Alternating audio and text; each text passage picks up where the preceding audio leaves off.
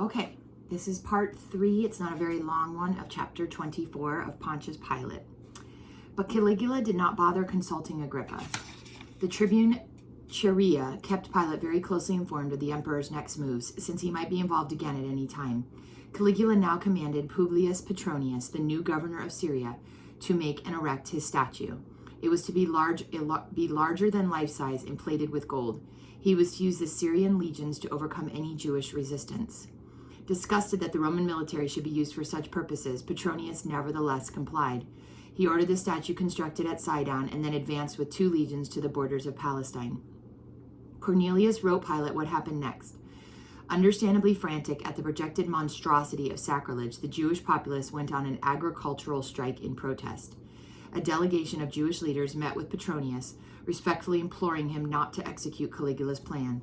They would sooner die, all of them, than tolerate idolatry and blasphemy on this scale. Petronius agreed to temporize. His troops would spend the winter in camp before proceeding, and he planned to write the artisans in Sidon to take their time on the statue. After additional conferences with the Jews, Petronius realized the impossibility of Caligula's scheme. So he did a very heroic thing. At the risk of his life, he wrote the emperor of the enormous difficulties which would be caused by execution of his orders and wondered if they might be rescinded. Caligula, meanwhile, was unable to keep the joyful news to himself. Like a boy anxious to open a gift before his birthday, he could not resist telling his dear Agrippa about the object lesson he was planning for Jerusalem. When he heard the staggering news, Agrippa actually fainted and had to be carried home in a litter. Later, Agrippa consulted with Philo, the famed Jewish philosopher who was in Rome at the time, to present the Jewish case in race riots which had broken out in Alexandria. Together, they sent a long memorandum to Caligula which explained Hebrew theology in relation to the emperor's plan. Included was a prominent reference to Pontius Pilate, pointing out that if the Jews had objected to Pilate's shields, which had only his and Tiberius's names inscribed on them, how much greater would be their protest against an idol. But the memorandum was long and philosophical. Apparently, it failed to impress Caligula. King Agrippa got much further by entertaining the princeps at one of the most lavish banquets even he had ever attended. Tongues wagged about its courses, its sumptuousness, above all its wines. Cassius Chaerea was on duty with his guards that night, so he could give Pilate an eyewitness account. When Caligula had drunk well and Agrippa had toasted him to proper excess, the emperor countered graciously by suggesting that the king ask a favor of him. "No, magnificent friend," Agrippa replied modestly. "I seek no personal advantage. You've already conferred on me far more honors than I deserve." "No, esteemed king and colleague, but you must request something, anything which will contribute to your happiness." His imperial quarry properly cornered, Agrippa sprang his very risky trap. He pleaded with the emperor to countermand his orders about the statue. Pilate quickly saw it as a reiteration of Salome requesting the head of John the Baptizer from Herod Antipas. Like the Tetrarch, Caligula was embarrassed and sorry he had left himself open. Like the Tetrarch, the emperor could not go back on his word before the friends who were banqueting with him. Like the Tetrarch, he granted the wish. The statue project was allowed to lapse. Shortly afterward, Petronius's letter arrived with the identical request. It could not have come at a worse time. Caligula was pouting over Agrippa's trick, and Petronius seemed a convenient scapegoat. He sent him orders to commit suicide. He also secretly arranged that another statue for Jerusalem be constructed in Rome. Gaius Caligula planned to visit Egypt, the only land which really understood how a ruler could be God incarnate. But before making the trip, he wanted to be sure no conspiracy developed in Rome behind his back. In 2 secret notebooks entitled The Sword and The Dagger, signifying public execution or private assassination, he began listing names of the chief patricians and equestrians who were to be slain before he sailed. Chaerea found out about them. How, he would not tell his friend Pilate. But the princeps did so need a change of scene. An insomniac for much of his life, he rarely slept more than 3 hours in 24. A typical night would find him wandering among the colonnades of his palace, calling for dawn to show herself. Once he summoned 3 ex-consuls to the Palatine at midnight. Arriving in mortal fear of their lives, they were seated below a stage on which Caligula suddenly burst out in a solo dance accompanied by flutes and clogs. Nor were theatrics limited to evenings. In the daytimes, he sometimes dressed in lion skin and carried a club to indicate that his versatile deity was that day incarnated as Hercules. By dusk, he might be clutching a trident to reveal himself as Neptune. Wiggled and dressed as a maiden set for the hunt, the divine transvestite was now Diana, but his favorite pose was with golden beard and wooden thunderbolt in his right hand. Who but Jupiter? He had even contrived a thunder and lightning machine which would rumble and flash in competition with Jupiter's own natural reverberations, of which he was terrified.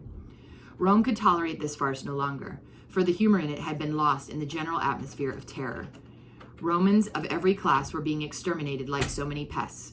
Each magistrate now considered himself a doomed man and wondered only when the tyrant would cut him down. A well-knit conspiracy was launched. The praetorian prefects, Caligula had created 2 of them in hopes of diluting their power. Their staff of tribunes and some in the imperial court were part of it, but the principal role was claimed by Pilate's old school, no-nonsense comrade, Cassius Chaera, who was a Republican at heart. The praetorian tribune cut so masculine a figure that the puny and effeminate Caligula, begrudging him his physique, loved to taunt him with womanliness. Whenever Chaera asked for the day's password, Caligula would suggest Venus, or love, or fertility, and the like. And when an amenity required him to kiss the princeps' hand, Caligula would extend it, but then draw back all the fingers except for the middle one, an obscene gesture which had stood the test of time. On the night of January 23, in the year AD 41, Chaera paid Pilate a hasty visit. "This is absolutely secret," he whispered, "but do you want to see history being made before your eyes?" "Certainly, but what do you mean?" He noticed that Chaera was very nervous and continually looked around to see if he were being overheard. "Come with me to the Palatine tomorrow morning," he murmured. "To the Palatine?" Pilate asked. "Too dangerous for me." "Don't worry. The praetorians will keep you out of sight, and we control the whole palace security." Pilate knew he should refuse the invitation. He was about to refuse. But once Chaera's intentions registered in his mind, he was unable to refuse. That night, he could barely sleep, and Procula asked what was the matter. "Indigestion," he fibbed. Early the next morning, he and Chaera went to the Palatine. As a precaution, Pilate was wearing an old praetorian uniform whose helmet covered his face fairly well. About 10 a.m., they walked over to the palace theater where Caligula was attending a dramatic spectacle. Chaera seemed to be communicating with scattered pairs of eyes solely by using his own. Staying in a dark alcove at the rear of the theater, Pilate cringed a bit when he saw the theme of the pantomime, a robber chieftain being crucified. Soon the stage was saturated with great quantities of artificial blood, a deadly omen to portent-seeking Romans. At the close of the mime, Caligula stood up and delighted his guests with the announcement that he himself would make his public debut on the stage that evening. Then he left for lunch via a covered passageway, which connected the theater with the rest of the palace. Pilate watched him walking through the lengthy portico. Suddenly Cassius Chaera and another praetorian tribune named Sabinus loomed up in his path. "May we have the day's password, princeps?" asked Sabinus. "Well, let's see. How about Cupid? In your honor, gentle Chaera," said Caligula, a sickly sweet smile stretching his gaunt features. "No, on second thought, we'll make it Jupiter." "So be it," cried Chaera as he yanked out his sword. "As god of sudden death, may he assist yours," and he plunged the sword into Caligula's neck. "Guards!" he screamed, a rivulet of blood pouring from the gash. Sabinus dirked him in the breast. Caligula yelled in pain, his knees starting to bend. Praetorians and magistrates in on the plot now came running toward Caligula from both ends of the portico, brandishing bared daggers. They clustered about the falling emperor to share in the honor of his assassination. Too late, the litter bearers and members of his German bodyguard came dashing to his rescue. Caligula was dead, his body torn by some 30 wounds. Pilate quickly blended into the crowd and escaped the scene, as Chaera had insisted, for there was danger from Caligula's bodyguards. He had now seen what he had come to see, and he luxuriated in a flood of relief. Caligula's corpse was hauled outside, where it was spat upon and ridiculed by the rejoicing populace. His statues were toppled. Cries of "Liberty! Restore the Republic!" rent the air. It was a tyrant's typical end. News of such a death spread faster than normal communications.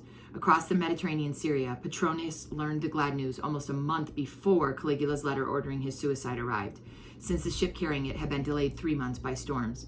Now he could read the death command in laughter rather than terror. He was saved. In Jerusalem, the temple reverberated with thanksgiving to God for having delivered his people from the tyrant and his statue. The Jews were saved. Those senators and equestrians who now read their own blacklisted names in the confiscated notebooks, the dagger, and the sword, were saved. But no one was more jubilant than Pilate and Procula. The man who for nearly 4 years had represented a standing threat to his freedom, if not his life, was no more. With tears of happy gratitude, he embraced his friend Chaera. Pilate was saved. Chaera produced the dagger notebook and showed Pilate one of the most recent entries in the list of prominent equestrians. It read, Pontius Pilate, with a question. And that is the end of chapter 24.